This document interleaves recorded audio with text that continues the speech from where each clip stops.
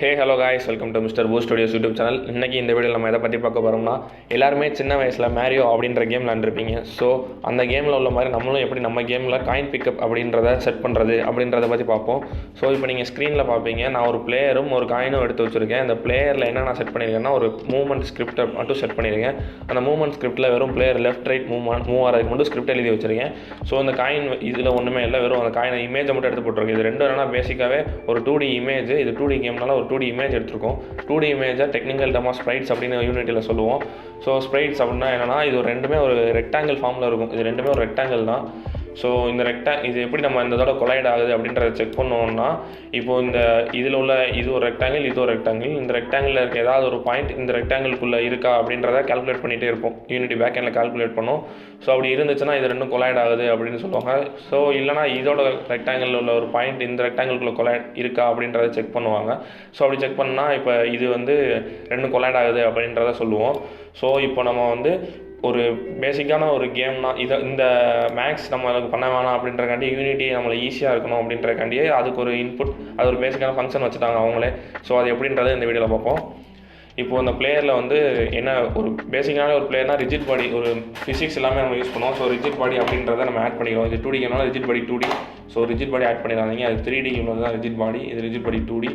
So இப்போ நம்ம கீழே எதுவும் பிளாட்ஃபார்ம் வைக்கல, இது வெறும் டுட்டோரியல் அப்படின்றதுனால இப்போ கிராஃபிக்ஸ் இதில் அஃபெக்ட் ஆகக்கூடாது, கிராவிட்டி அஃபெக்ட் ஆகக்கூடாது அப்படின்றதுக்காண்டி நம்ம டைனாமிக் பதிலாக கைன்மேட்டிக் அப்படின்னு யூஸ் பண்ணுறோம். கைன்மேட்டிக் எதுக்குன்னா, இதில் உள்ள இந்த கிராவிட்டி அதை தவிர மிச்சம் எல்லாமே ஒர்க் ஆகும்.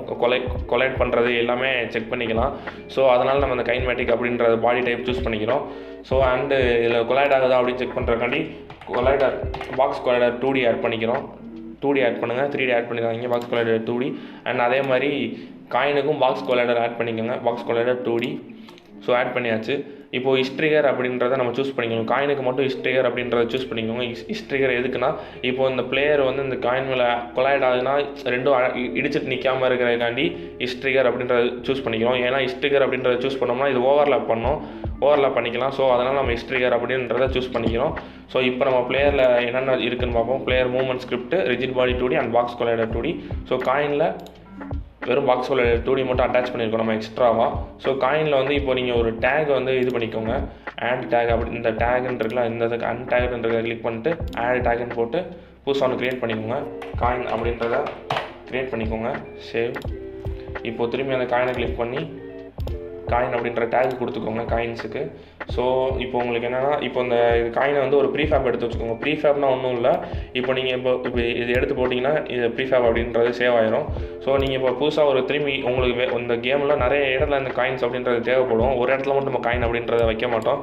ஸோ இப்போ நீங்கள் திரும்பி ஒவ்வொரு நாளையும் புதுசாக ஃபஸ்ட்லேருந்து காயின் எடுத்து போட்டிங்கன்னா அந்த காயினில் இருக்கிற அந்த கொடுத்த காம்போனன்ட்ஸ் எதுவுமே இருக்காது.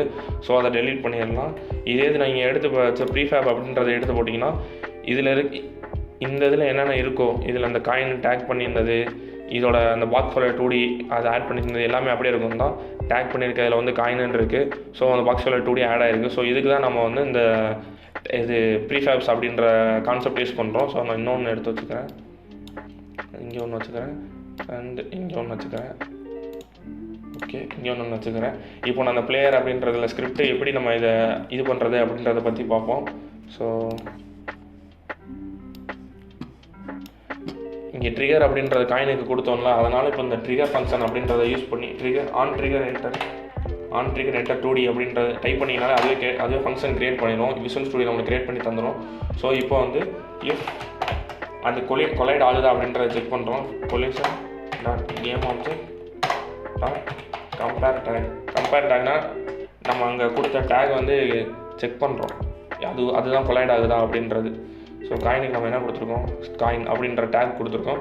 ஸோ அதை அந்த இடத்துல போட்டுக்கலாம், காயின் அப்படின்றது. இப்போ அந்த பிளேயரோட கொலைட் ஆகிறது காயின் அப்படின்ற டேக் இருந்துச்சுன்னா மட்டும்தான் இப்போ அந்த டெஸ்ட்ராய் ஆகும்.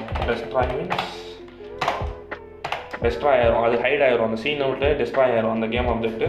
So destroy collision dot game object.